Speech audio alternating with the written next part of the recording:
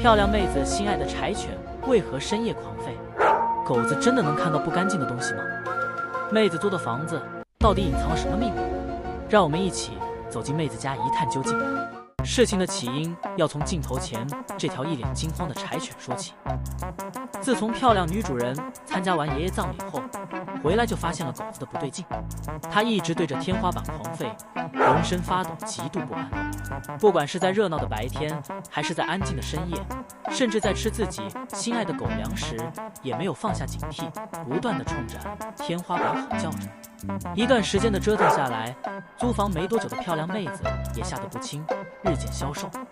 难道这房子天花板真的有什么灵异的东西存在？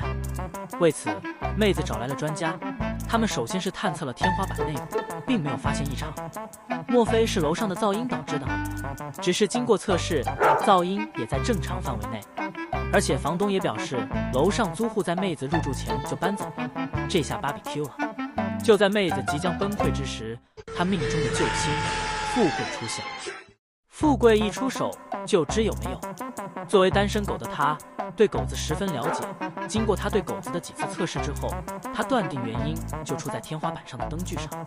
原来狗子的听觉是人类的10多倍，能听到人类所听不到的声音。天花板的灯线路老化，产生了微弱的电流声，再加上狗子新换了环境，还没有完全适应，所以产生了之前一系列不安的举动。